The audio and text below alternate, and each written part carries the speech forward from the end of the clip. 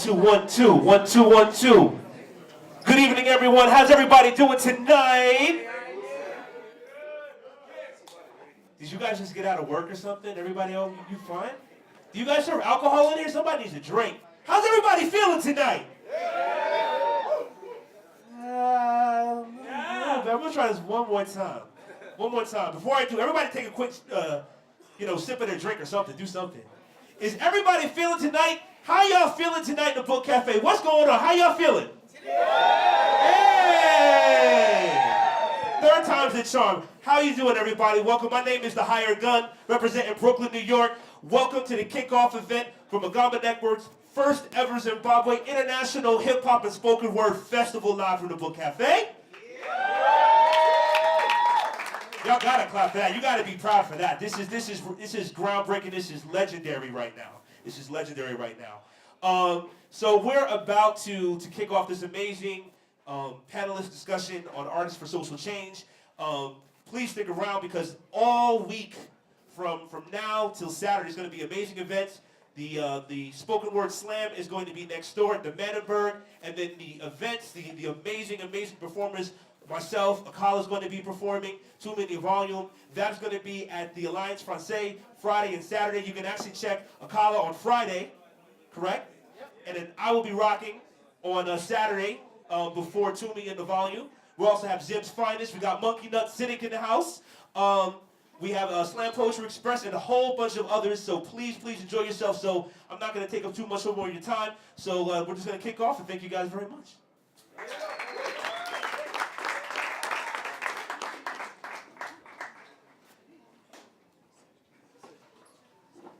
1 2.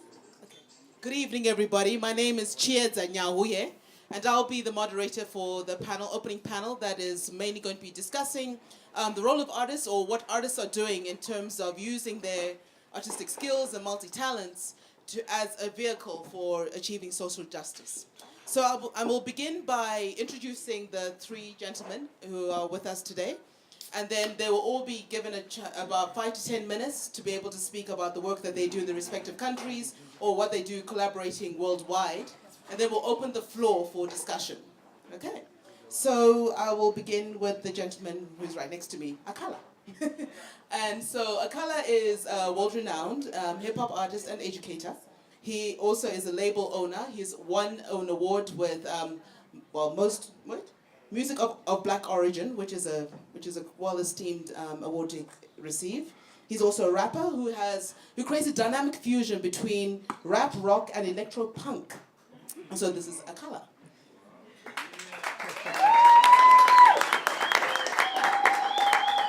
Oh, sorry, I forgot to say where Akala's from. Akala's from the UK. Then the second gentleman next to Akala is Mr. Tim Waura, who is from Nairobi, Kenya. And Tim is a spoken word artist and is also an independent filmmaker. And his speciality is also trying to create spaces for young people to be able to express the worlds that they want to live in, the worlds they want to create in their respective communities. Then,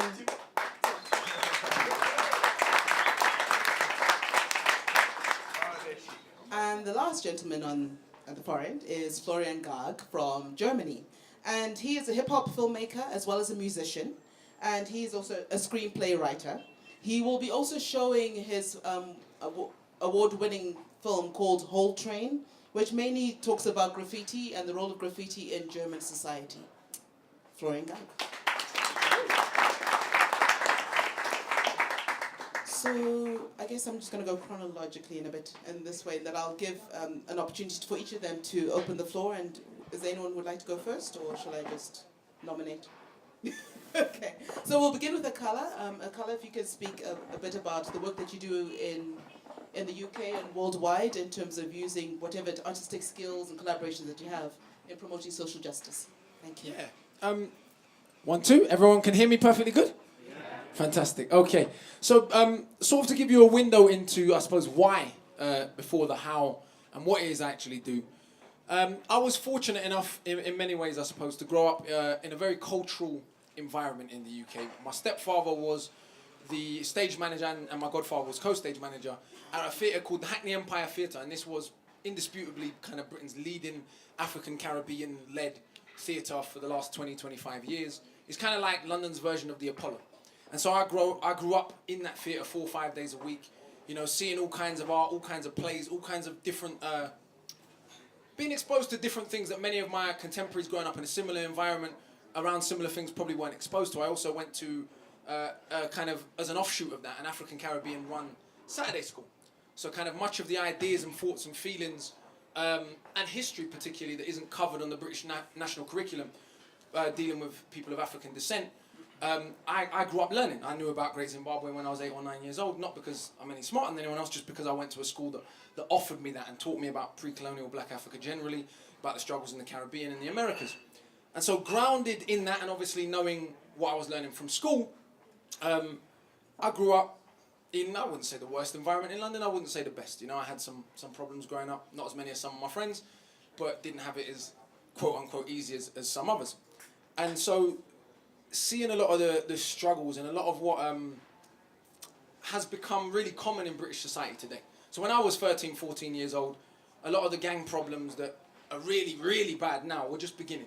A lot of the kind of what the British media call postcode war, so different projects fighting against different projects, was just beginning when I was young, and I kind of came up in the origins of that. We were 20 years after America, and it was almost like we were imitating what we'd seen or heard about in American cinema and rap music and TV, but many of the same social conditions did also exist. And so I always felt that education was a big part of, in many ways, the cause of these problems. And what I mean by that is a school system that fails to address the needs of particular communities of working class kids particularly, and of particular ethnicities in the UK, that doesn't have an understanding of the problems that young people are going through, that isn't preparing them to exist in the world that they need to exist in. And I always felt that art, hip-hop music particularly, which was something that educated me and made me want to stay in school. I remember growing up listening to Wu-Tang records and going and researching that. And so as an offshoot of that, we started a thing called the Hip Hop Shakespeare Company, which draws on the works of hip-hop, as it says, and the works of Shakespeare, two seemingly really disparate art forms, two things that seem to have nothing to do with one another whatsoever.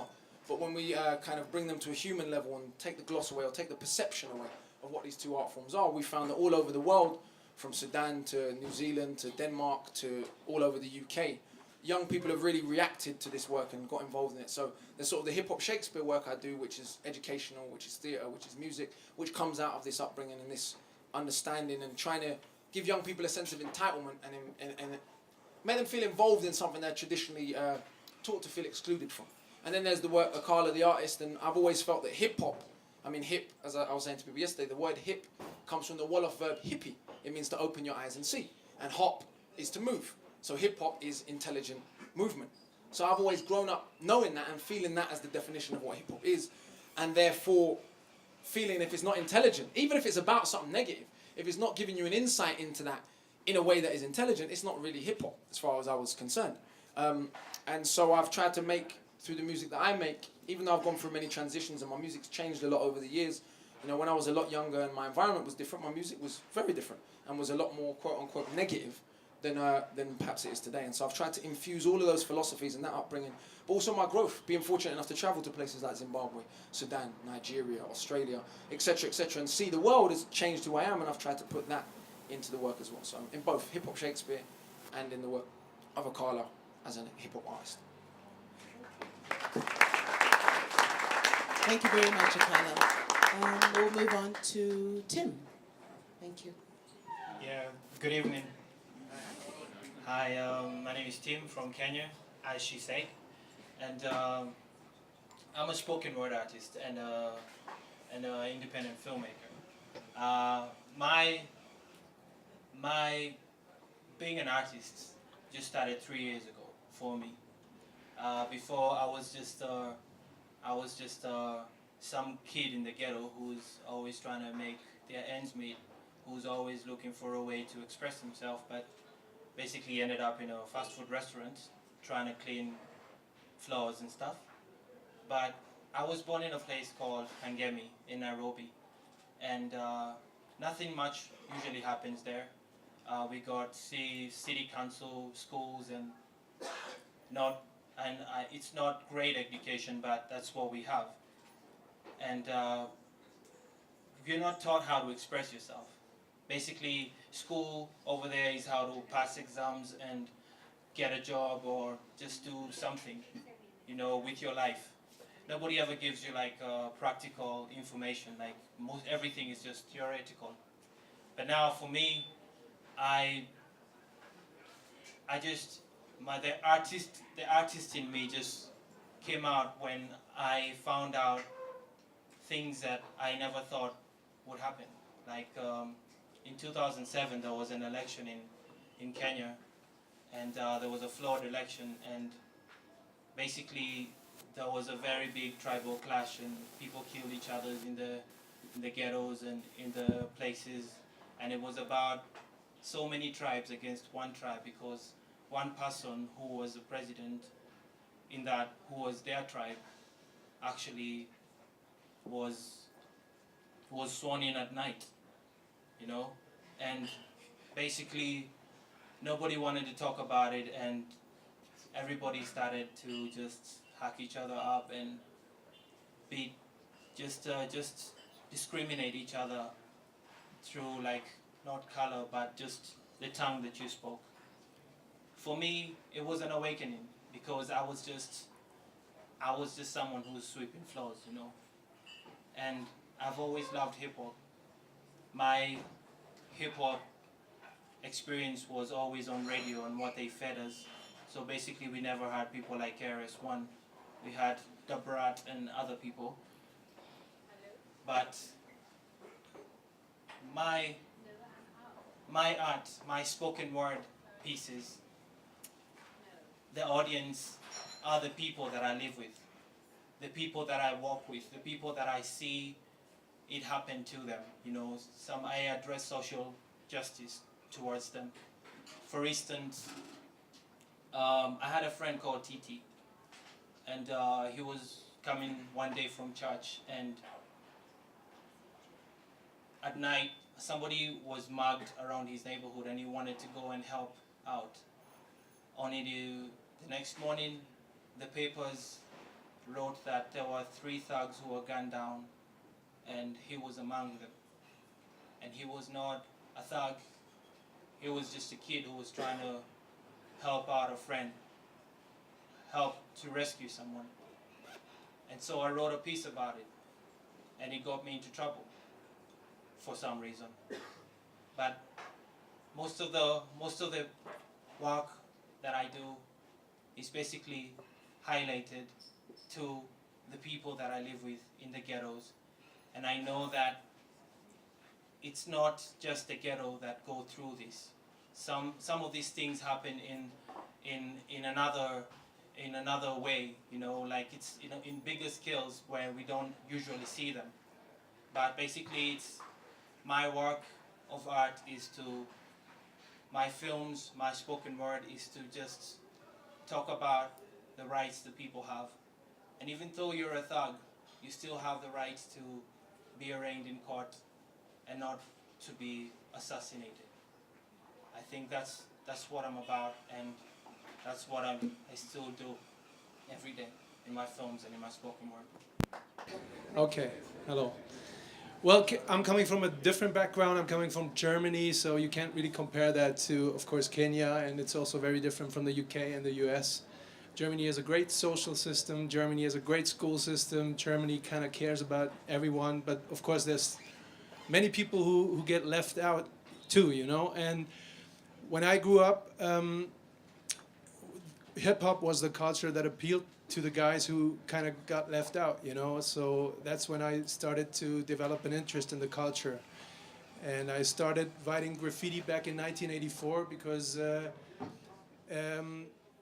Germany seemed to be a very strict country. It didn't have a rich musical background. So when these things came over from the US, especially like Wild Style, Style Wars, early influential films, and the early hip hop rap tracks, that had an appeal, and that's when I got into it and was into it since then. And well, I started writing back in '84, did graffiti up until the mid '90s, and got into DJing and producing beats and music. And after a while, thought, okay, I want to especially from a German perspective, there hasn't been a movie dealing with the culture in a decent way. It's really mostly being portrayed as, graffiti writing as something being done by criminals, by or it's even worse, it's being used like as a hip, colorful background for music videos and stuff like that, but nobody really took a closer look. Who are these people, what are those guys about, and what's driving them, And that's when I thought it's about time to come up with a fictional feature film, and I started writing Whole Train, which you're about to see if you're interested on Saturday. And well, for me the great thing about making this film was I could bring together different kind of things. I also produced the music for the film, which was always one of my main things, and in a way it was really important to give something back to the culture, because it has nurtured me for such a long time. And what I hope now, if people are seeing the film, is that people are kind of, can get something out of this film, and it does something for me that for them what Style Wars or Wild Style did for me. And that's one of the reasons I made the film. And well, I mean that's pretty much all I can say about me right now. Thank you very much to all three of you. We're going to open the floor now for questions, but maybe I can start with one to get us going, and then there'll be a roving mic going around to the audience. My main question is, having had conversations with people, also my own observations in Zimbabwe as well, is that yes, in terms of using hip-hop and the artistic disciplines to bring awareness of social injustices, it seems to be always sidelined. Well, maybe that's my assumption, it's also my observation. It's more like sidelined as the young people protesting.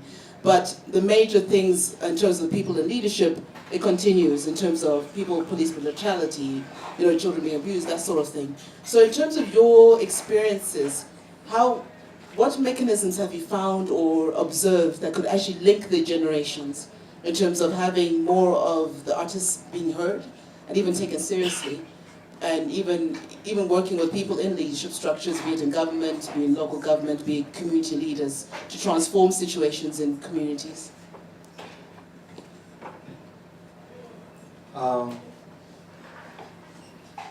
First, I'm a spoken word artist. Sure.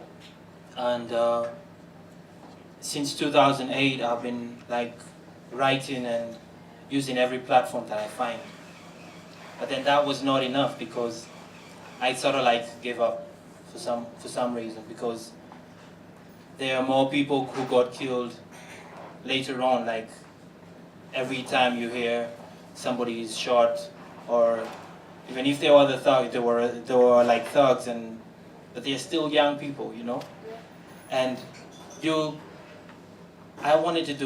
I started filming, and feeling that if you tell stories of what happens in these people's lives, and then it's aired on TV, and it's aired in your television, every time you want to watch something about your country, that's one of those things that you will always pick from the shelf.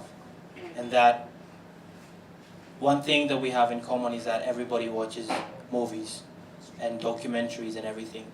But there's something magical about documentaries, and that they take you through someone's journey, someone's life, and the awareness that you find, especially when you see people who you know in those films, it kind of bridges the gap. And right now, there are so many more people who are writing poetry, but more documentaries are still coming out of people who want to, who are telling stories of their brothers and sisters who are dead, and nobody's doing anything about it. But now people are coming out, and just a few weeks ago there was this thing called Bunge la Mwananchi, which means that People's Parliament. People are coming together, and then they're just talking about issues that they wouldn't talk about before. Yeah, I think if you use any kind of art, and if you keep doing it without losing heart, I'm writing again, and I'm speaking again. And even though these things that keep going on, somebody has to tell them that it's not okay, and that I can talk about it, and I can see you. Because back then there was so much fear behind it. But now people are coming out, they're talking about it. And now, hopefully maybe it would go down. But as long as somebody keeps talking about it and telling them that I can see you, and it's not only them, it's not only the policemen, but also the poetic justice that's happening in the ghettos. You know, when you're caught stealing, you're burned to death. And that's one thing that, I mean, the reason why we have prisons is that it should be like a correctional facility, right? And there is a chance of that person ever changing, and that nobody has the right to change, to alter somebody's lifeline, you know, to cut down their ears. That is not okay. So as long as you keep talking about it, the youth, the old people, it's not just the government, but it's about us. Change actually starts within us. When you start asking questions of why did this happen, or why is it happening to me? So as long as you keep talking about it, as long as you keep saying what you feel and feeling what you say, then I think that bridges the whole thing.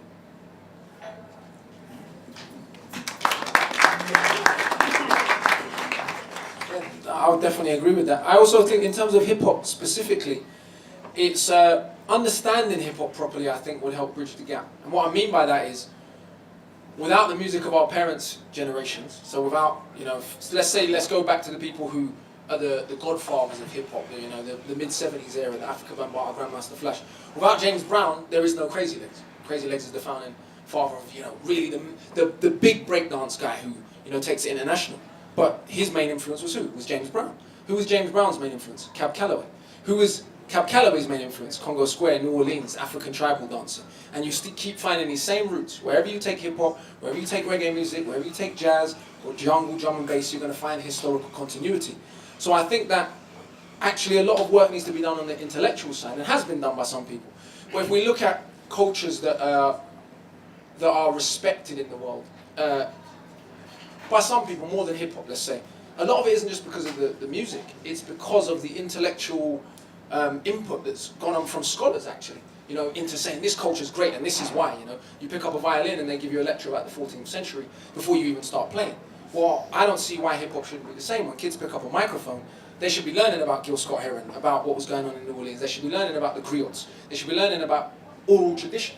And so I think that defining and codifying our culture and understanding its roots would help our parents to understand it better, would help people all across the globe to understand it better, but would also help the world to understand that, you know, as I've been saying in every conversation we've had here, a guy didn't just take speakers to the Bronx in the 1970s and then all of a sudden something magical happened, which is a lot of the way hip-hop's defined, you know. If those people didn't have the cultural roots that they have, they wouldn't have created what they created. They would have created something dramatically different. Not better, not worse, just different, because they would have been a different set of people. So I think that even understanding hip-hop on an intellectual level as an oral tradition, understanding the art would make people respect it more, and then would make people engage with it, particularly adults or older generations, on a different level of respect, I think.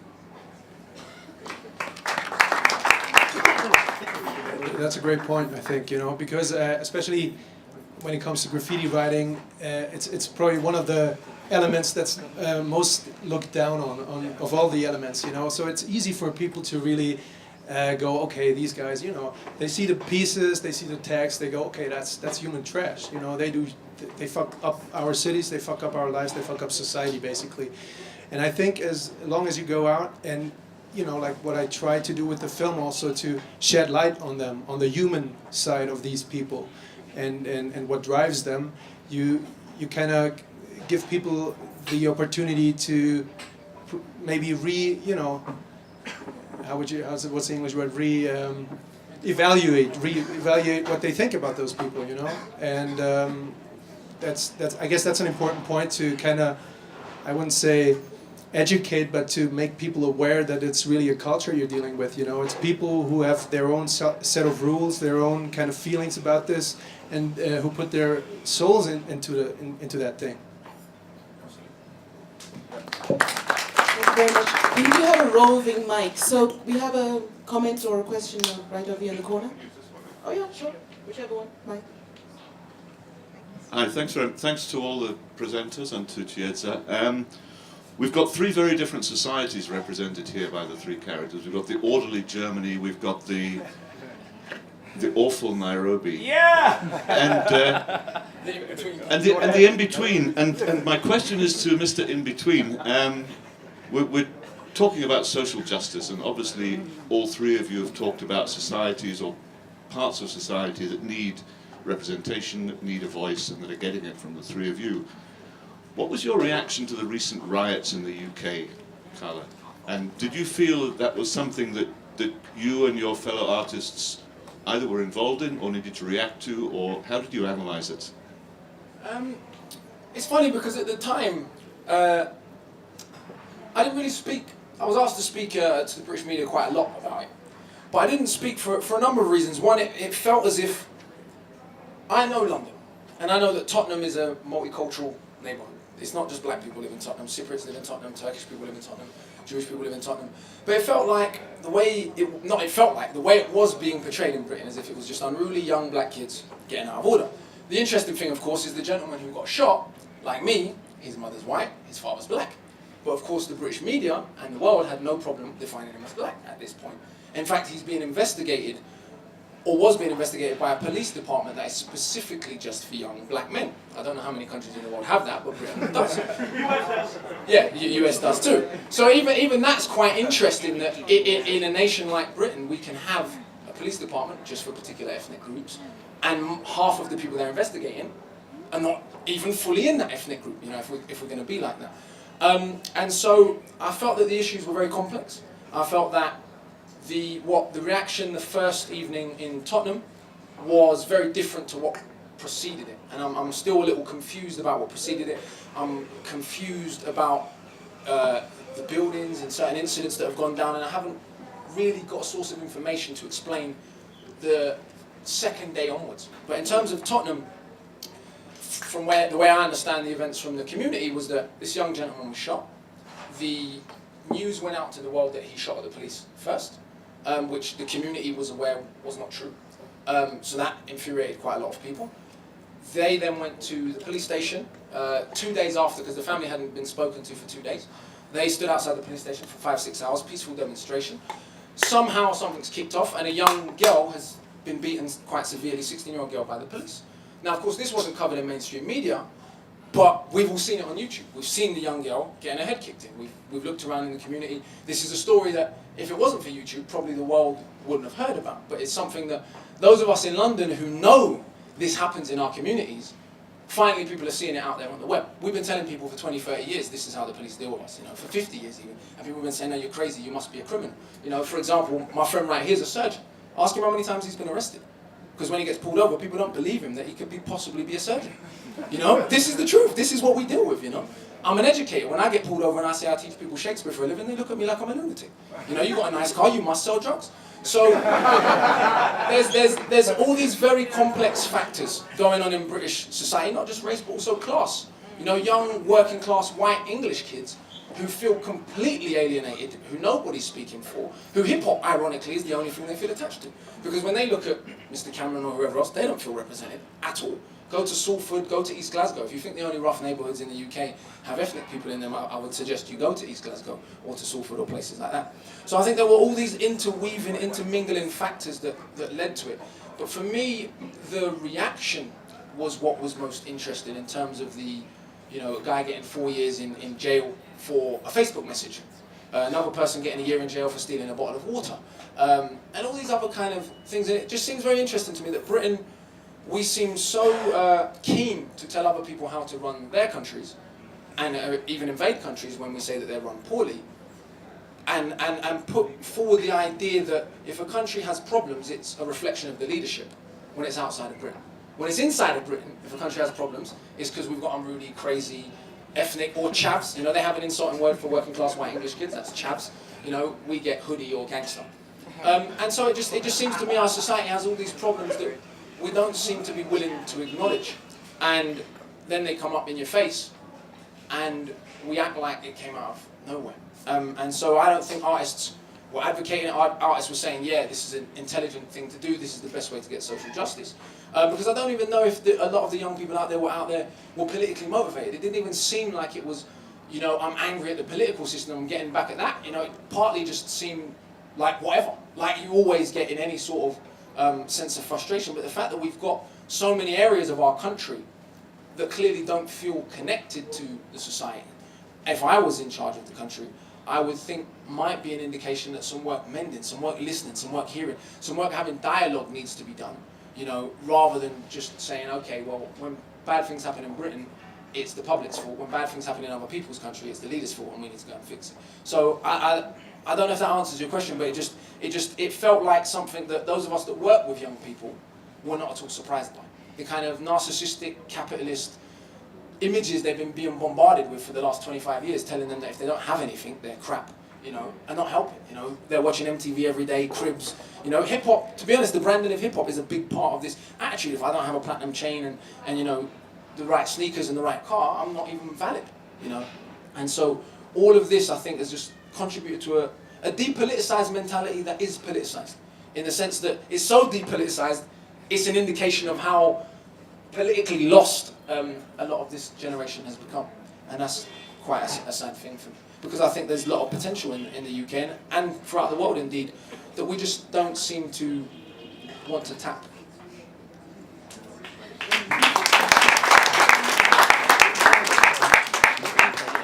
Are there any other people who've got questions or comments? Would you have a roving mic? There's a person in the corner over here. I have 3 questions. I will apologize in advance because some of the questions I'm going to ask you, maybe you dealt with in your presentation, or maybe it all got lost in your accents. So you will have to bear with me there.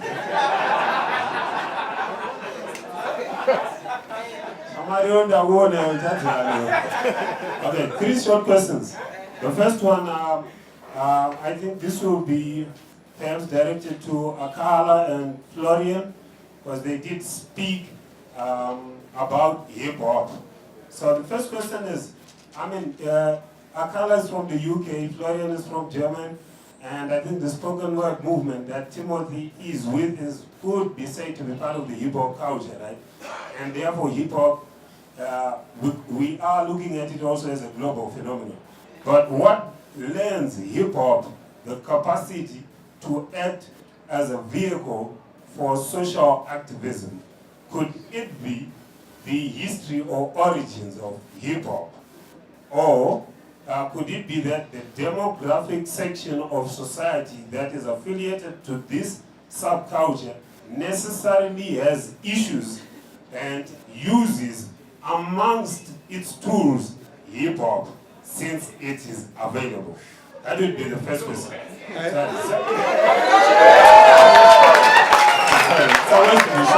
can we take one question at a time, because it's very well articulated. Thank you. I'll let the presenters have a chance to respond to that first question. Thank you. The thing is that might be a little bit too intelligent for me, man. I didn't follow in English-wise. I couldn't follow, really. But I mean, you know, on a basic level, what I think really, this doesn't fully answer your question, but what I'm really always very excited about hip-hop and really doing something in a social way is, yeah, I mean, we're here together, you know, we're discussing something. I'm here in Zimbabwe now, I'm meeting up with people. There might be some relations happening that will continue for years from now, and we might be doing music together, might be doing film project together. So that's the true beauty of hip-hop, you know, that it really brings people from all walks of life, from all countries and societies together. If you talk about the basic quality of hip-hop, not the bling-bling side of things. I would follow on from that. I think what you said, I mean, I think you summed it up perfectly well. I think it's two things about hip hop. It's obviously the demographic from which it was born is a completely politicized demographic. I mean, young, black, ghetto America, you know, all of those things put together necessarily made it a politicized movement from the beginning, because you've got a group of people who've been told you're not even human for a very long time, you know. When hip hop's coming out, they've only been human for 12 years. And according to American law, of course not in the real world, right? But that group of people creating a global phenomenon in and of itself is a politicized act. You know, you're not supposed to be heard, you're not supposed to be seen, you're supposed to die a slow death in the ghetto. And here I've got a kid in Oxford, you know, who I want to play violin, but he wants to listen to the RZA. You know, and so this makes it politicized. But I think also hip hop says come as you are. It's one of the most, in my opinion, of course I'm slightly biased, but we're talking about hip hop culture here, not MTV's version of it. It's inherently democratic. When you look at early hip hop movement, who did you have involved? You had huge female presence, you know, that's been completely eroded. MC Light, we were talking about this the other day, Salt and Pepper, etc., etc., etc. So you even got women at the forefront of this art form. You don't have women at the forefront of guitar music. So I think it's that hip hop says come as you are. It says if you're good at what you do, you'll get your respect. You know, even if you're Chin, even if you're Eminem. We're not going to be like, oh well, you know, he's Chinese, he's white, you know, they're not good. I've never heard anyone who knows anything about hip hop say Eminem can't rap just because he's white. He's clearly one of the best guys to ever do it. And so hip hop says come as you are. And I think it's those two elements combined. The bottom of a society creating something that inspires the world, necessarily being politicized, but also hip hop saying if you're good, you'll get your respect, you'll get your grade. You know, you don't have to dress up and be fancy. If you're a great MC, you could have the most beat down shoes in the world and destroy another guy. And so I think it's those two elements that give it that power.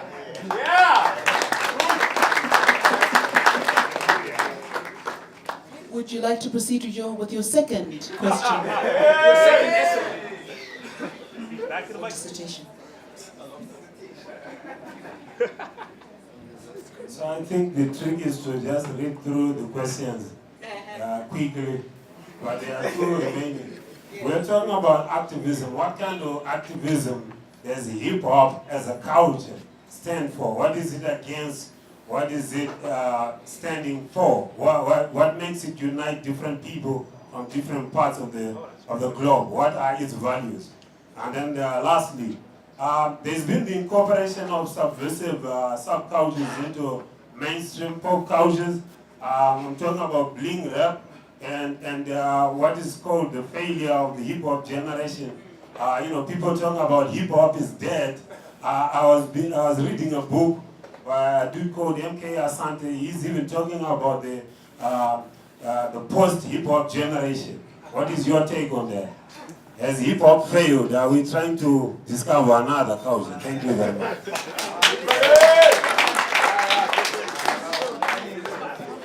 First of all, I'd like to say MK is a good friend of mine. I'm just begging it a little bit, but it's okay. No, that's a fantastic book, by the way. I don't think MK was trying to say hip hop's failed, though. I think he was trying to say hip hop was never the be all and end all. It was never right. Be engaged in this culture and you're going to get your social justice. Hip hop always, I think, stood like many artistic movements before it in danger of being co-opted. And on a commercial level, it has been co-opted to the point that when you say hip hop to half of the world, they think of a big joke, basically. You know, a guy on a beach with 100 women in bikinis pouring Cristal champagne over them, driving a Rolls Royce. That's what people think of the culture. And that's MTV's responsibility and Universal Records' responsibility. You know, we can all point at individual hip-hop artists from the hood, but you know, the music industry is owned by a waste management company from France called Vivendi. It's not owned by 50 Cent, you know, it's not owned by Jay-Z, however successful these people appear to be.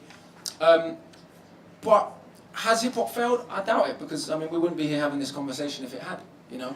We're all here because we love hip-hop and we believe it can be some part of the struggle for social justice, but it's not going to be the whole thing. And that's what I think we need to concentrate and realize on. And if we have an issue with the images that are being bombarded at us, largely from the States, but now also from the UK, then we need to turn off our televisions.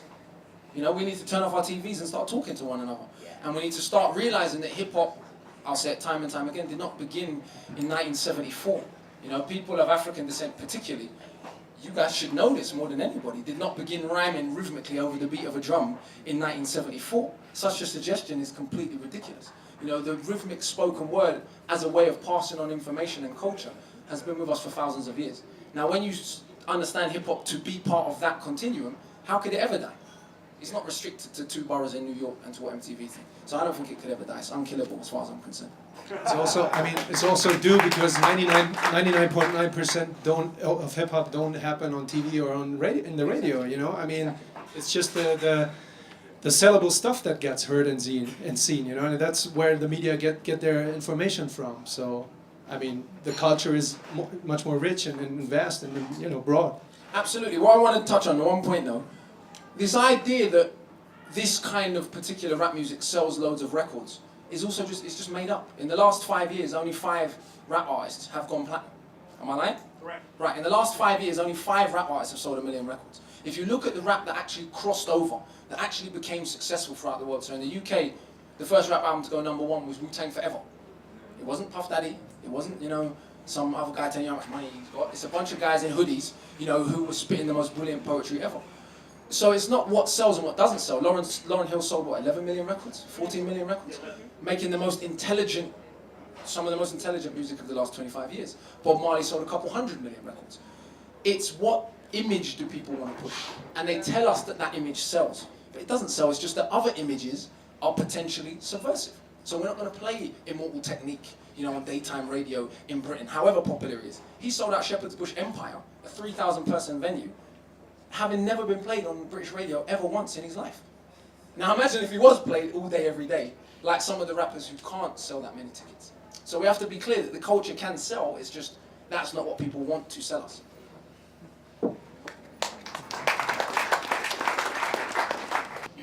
I felt the need to just jump to the making comment, just kind of piggyback on this discussion. By the way, my man's last 2 questions were like bangers. Those were amazing questions. There's a famous quote by Mos Def in the beginning of his album Black on Both Sides where he talks about hip-hop essentially being who we are and what is going on in our lives. So to kind of piggyback on what you guys were talking about up there, hip-hop can never die, and hip-hop is always going to have a place in the power because it's always going to be a reflection of what's going on in society today. And it's up to us, those of us that are the artists and the educators.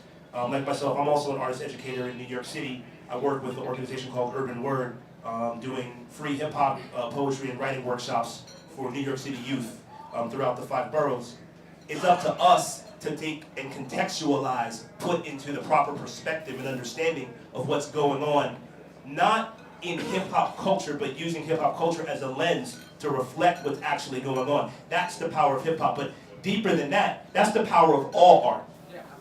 The advantage that hip-hop has in this day and time and why it's been so powerful, not only because, as Akala and everybody is very eloquently stated, it's a come as you are, but it's also a form of music and it's an art form that essentially you need absolutely nothing to create. I was just talking to a gentleman from Zimbabwe Jam today.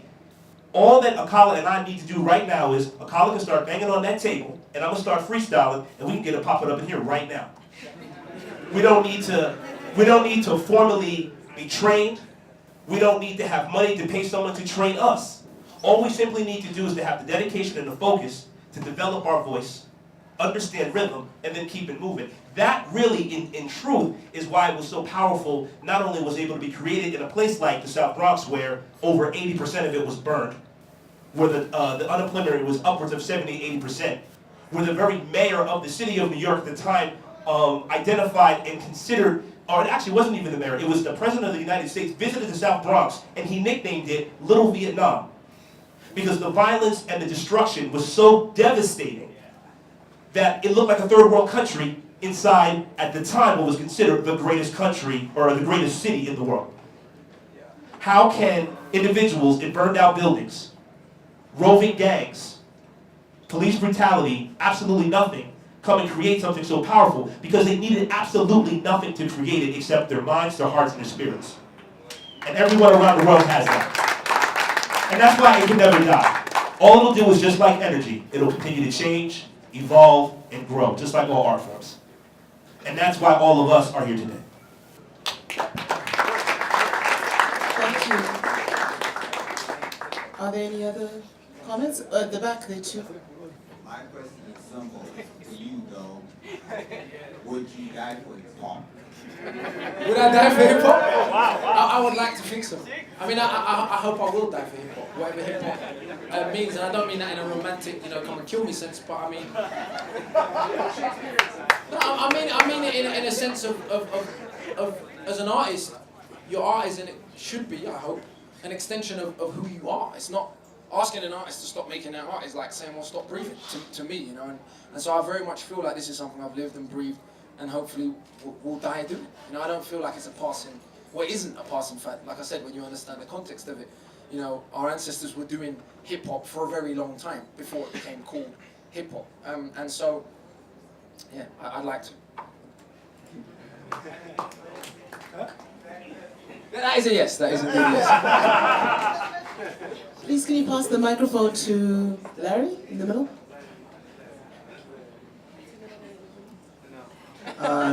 Okay, thank you very much for your contributions, all three of you. I'm going to ask you a simple question. It might not be as simple because I think you guys like to say a lot of things. You like to use a lot of words to say very simple things, which is awesome. My question, in one single sentence, individually, just to clarify, what is your purpose in hip-hop? Just one sentence. What's your individual purpose in hip-hop? Not three sentences, just one.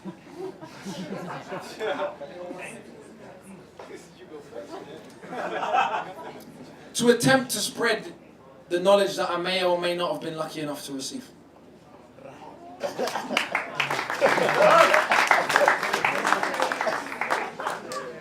To purely express and explain a society.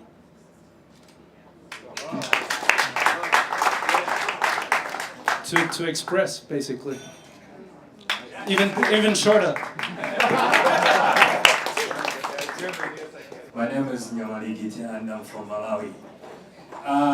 Back where I'm coming from, hip-hop, whether we like it or not, the way it came onto the scene and has pervaded all our sections of society, hip-hop has become to be treated as something for kids from the suburbs.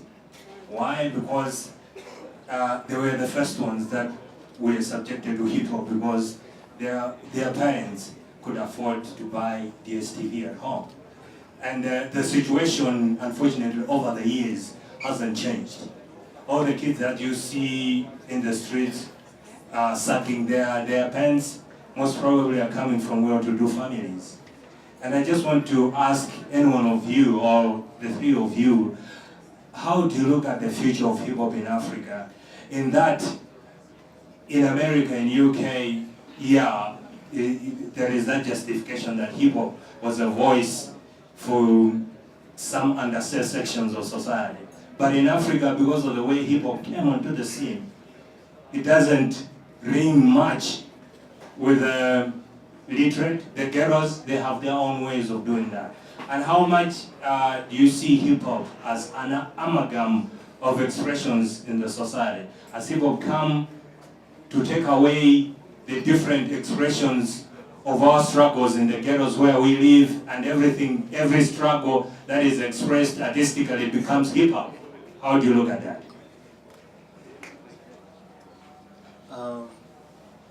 If I can try and answer your question,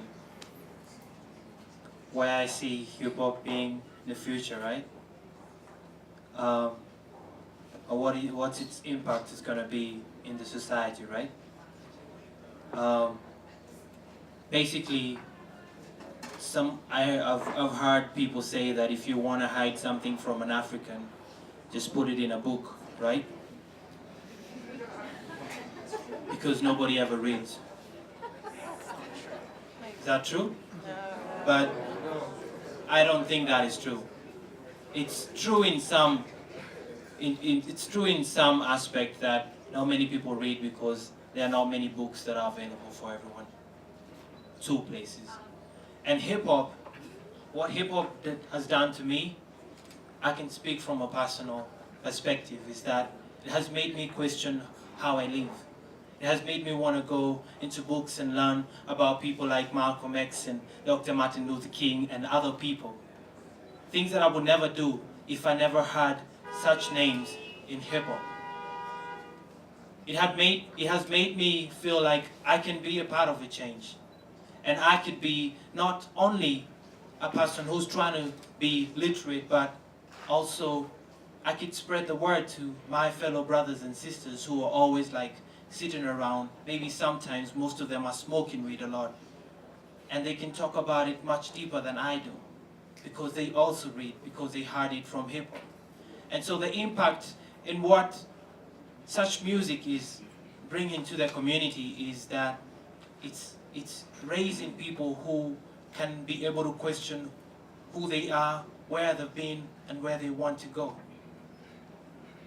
So my answer to hip hop, to you about hip hop, is that I think it's raising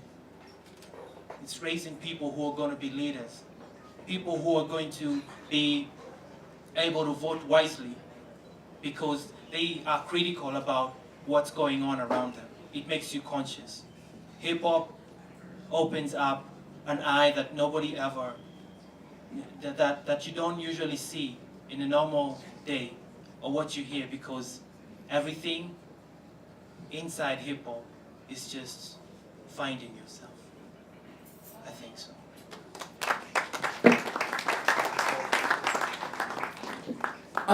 You did ask a very good question about the future of hip hop in Africa, particularly, and I wanted to follow up on that, and I would say that I totally agree and accept, and I've been all over not all over the continent. I've been to 5 or 6 countries across the continent, and I have seen the gimmicky impact of a particular silly brand of what is being called hip hop from America. But again, we have to look at, number one, who owns that, who's promoting that, and why. When we go beneath that, and even if that's your entry point, right? Say your entry point is whatever latest pop hip hop artist is on the radio. That might be your entry point into finding out about KRS-One, or to finding out about, Public Enemy, or to finding out about Gil Scott-Heron. So it's really, for me, the future of hip hop in Africa is about you guys. It's about how you decide to use hip hop. If countries all over Africa attempt to copy what America's doing, and a bad version of what America's doing, it's never going to succeed. It's never going to be anything. If Africa all over, and I'm not saying this as if I see the continent as just one big monolithic, entity. I'm talking all of the countries individually. If they take this by the scruff of the neck and say, we have something to show the world, we have something to teach the world, and we don't need to speak in an American accent or a Jamaican accent or sag our pants or wear bandanas or do any of that to tell the world what's going on in Africa. We can be proudly what we are because we're every bit as smart, every bit as intelligent, every bit as relevant as any person in America or Britain or Sweden or anywhere else. So it's up to you what you do with hip hop, which will determine what it becomes in Africa.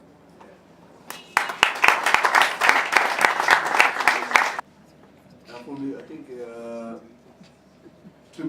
it's an opinion that I think the hip hop that you're talking about and the hip hop that I grew listening to, it might be a little bit different, because you can't expect Bauer to sing about Martin Luther and so on, because he doesn't know them, or he never got experience to see the police brutality or what. He sings about Nike.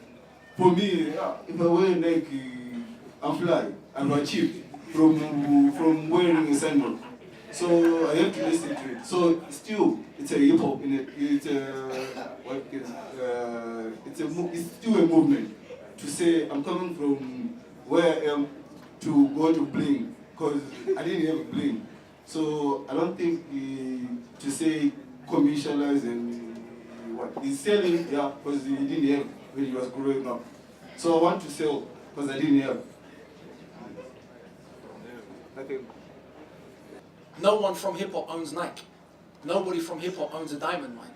No one from hip hop owns. In fact, the guy from Cristal, after all the billions of dollars hip hop had made him in free advertising, came out and said, "I don't want black people." He didn't use that word.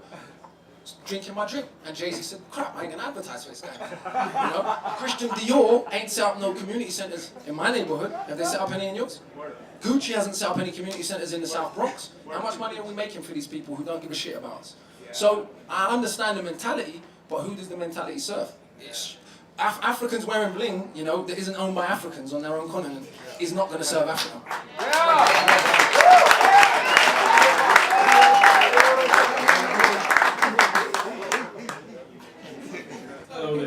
I'm a big fan of hip hop, and I'd like to ask, in Africa we've got a big poverty line that prevents a lot of artists from expressing whatever they have to express. So how would you practically say hip hop, such a beautiful culture, can expand past this need to survive, where most hip hop artists end up going for a job rather than expressing their hip hop.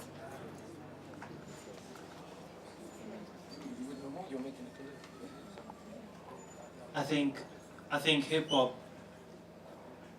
I think it doesn't need anything. Like Akala said, all you need is just a bit of a drum, and sometimes you just speak. Every time I stand on stage, or some other people stand on stage, they are hip hop. You know, you don't have to have like a bling bling CD to be about hip hop, because I think hip hop is a way of life. It's a way of the way you think and the way you live your life. So I think even amidst all poverty, I mean, hip hop is still there.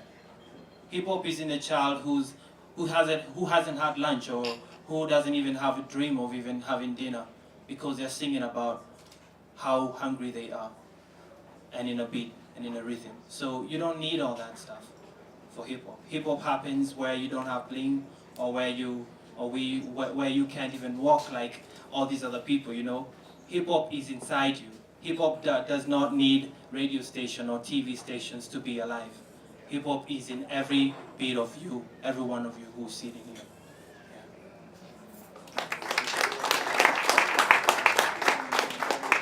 Can we bring the mic back to Hired Gun so you can... Thank you. So Akala made mention of this before, about in Britain there's actually a police force. I would kind of argue every police force is kind of there to just, you know, police young black men. But there's a specific unit. There's also one in the United States that many people don't know about. It's actually called the hip hop cops, hip hop police. Somewhere in the early 2000s, they actually had police divisions in major cities that were specifically designed to track the movements of various hip hop artists in whatever they were doing. The idea was, as Looney Tunes as it sounds, is that hip hop artists talk about drugs. Hip hop artists talk about gangs. Therefore, they must be affiliated with gangs and drug dealers. Therefore, we'll use them as a way to get at drug dealers and gangs. Mind you, there hasn't been a single solitary arrest in any way, shape, form, or fashion wherein following a hip-hop artist has led them to a big pile of drugs, guns, and money, or gangs. Anyway, the point I'm asking is, though, we clearly know that as an artist, you are going to be monitored. So I would like to, if you guys feel comfortable, I'd love to share if you've in any way, shape, or form in your experience kind of felt that pressure because of what you're expressing, because there has been a history of individuals who are purporting social change through art or through expression that have been tracked or purported to be, you know, monitored by, you know. So I wanted to know, I mean, have you had any, you know, unique experiences with that, or if you could share, if you feel in any way, shape, or form, if that's kind of going on in your life because of the specific type of work that you do, whether it's you know, bringing the realities of what's going on in Nairobi, or, you know, you directly, you know, working with youth and, you know, the messages that you're trying to help them understand or see.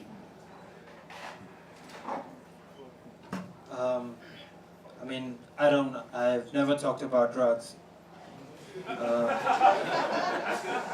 I would love to, you know. But I have been arrested, not really arrested, but scared by the police because of what I say. Because there's a line in one of my poems that says, "Mr. Policeman, why are you trying to fill the ditch between the poor and the rich with the bodies of the poor?" You know, and they have one of them actually have been put in a trunk of a personal asylum, a police, not even a police, it was just a private car, and I was accused of stealing a camera. And then they said, one of them just quoted what I just said. So you can understand that sometimes you are picked up for what you say. It's like it follows you. Even right now, as I speak right now, there are all of cameras around. I don't know what, because I've never left the ghetto. I live where I was born, and I just do the stuff that I do from where I am born. But I know that either way, if they see this, I mean, probably something would happen to me, you know? But I don't care. Because the more I talk about it, the more people will understand what I'm talking about. And maybe, and some of them, like one cop just stopped me and I thought he was just gonna start the whole thing again. And he said, I understand what you say. And I know that some of us are crooked, but we are not all crooked. And for that made me feel like I'm actually doing something. Because such pieces are not for the people, but for the people who have those kinds. And for someone being courageous enough to tell me, you know what, you can talk about it. Because it's there. And it's a part of them. And it's one of them. I just felt that, yeah, that's real progress.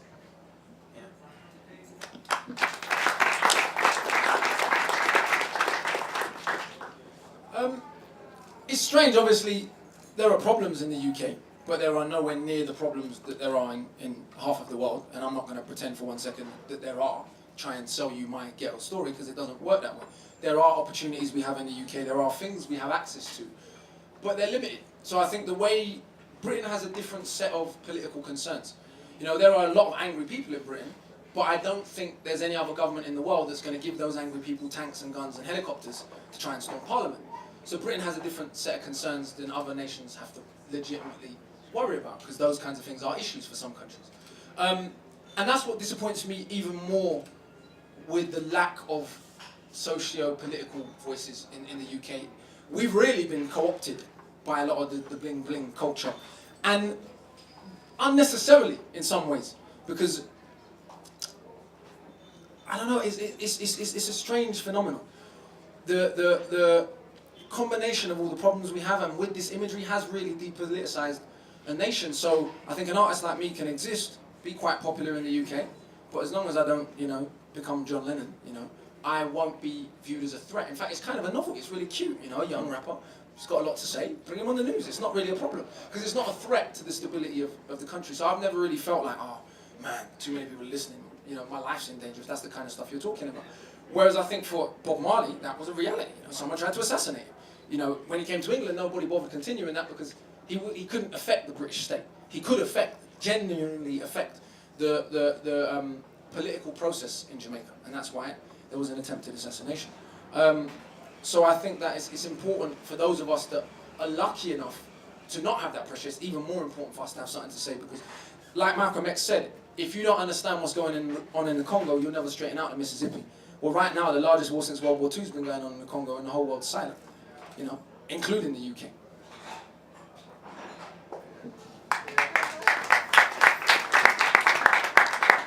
Well, I mean, there's even less problems in Germany, you know, compared to the UK. But still, I spent, you know, a large part of my youth running from the police and getting beaten up by them, because society just seems to be really scared, you know, about some color on the surface of a wall or something like that, you know.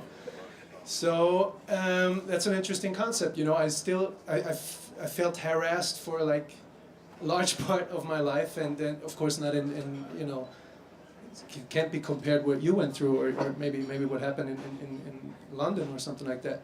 But and also what this comes down to, I mean, police everywhere, you know, that it's not even only about skin color or something like that. I mean, it's about, you know, okay, you with the baggy pants, or you with the whatever, with the hat, you know, crazy kid, we're gonna give you trouble. I mean, that's what happens all over the globe, I think. And that's what happened to me in Germany.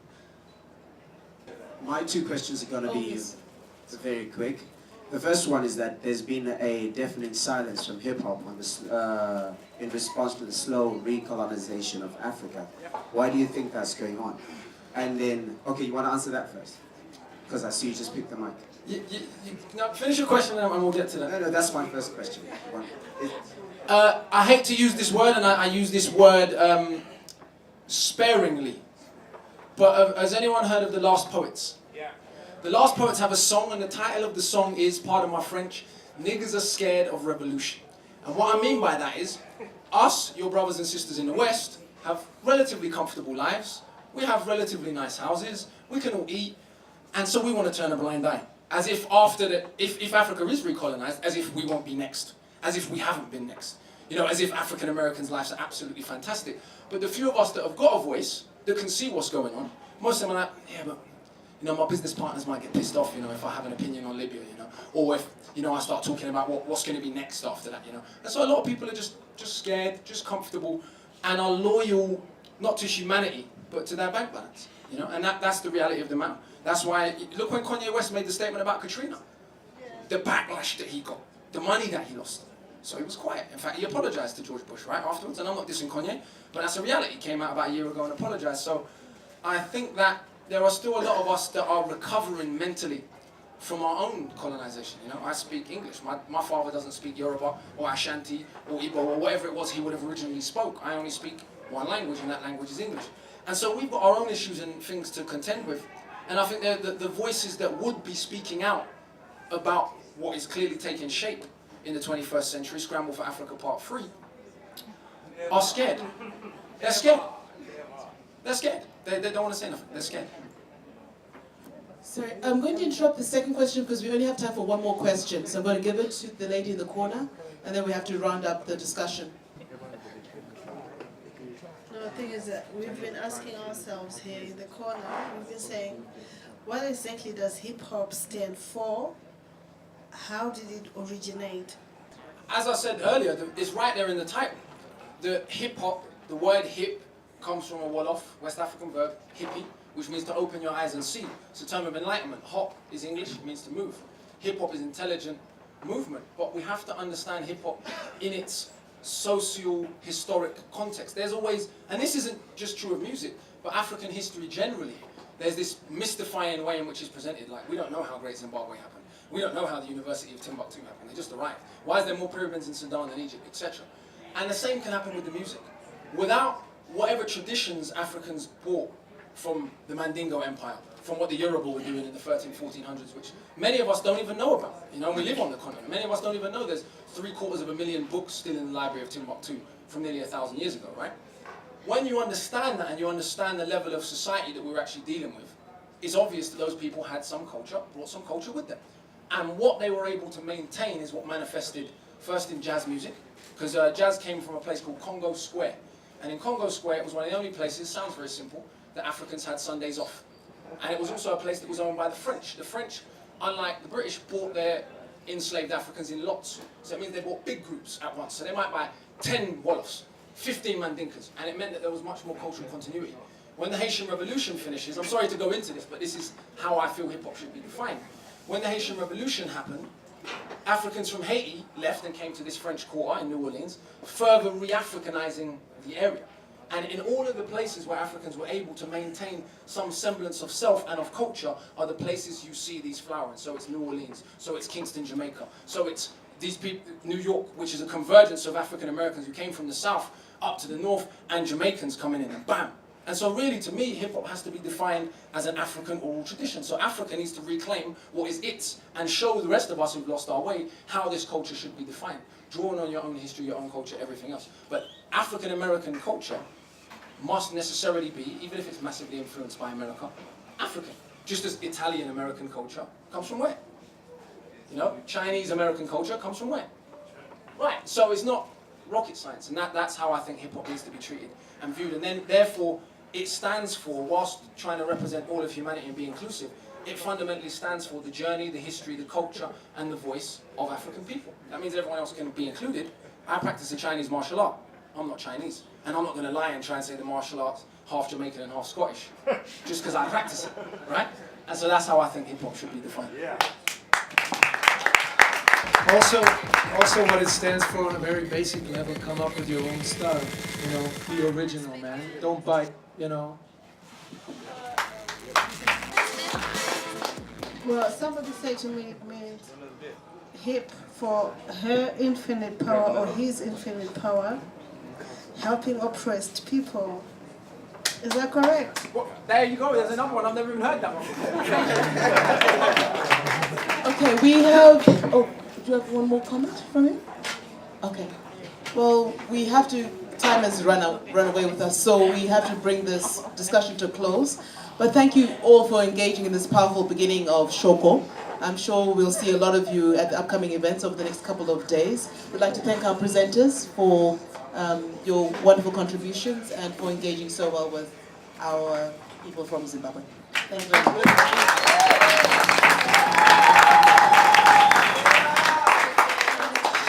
Ladies and gentlemen, thank you very much for coming through to Shoko. We're going to catch you tomorrow, Thursday. There's the Mind Blast debate in Manenberg in the afternoon. There's the Poetry Slam with poets from many different countries happening in the evening. Friday, Saturday, we take it to the Alliance Française, the main festival site, conference Friday.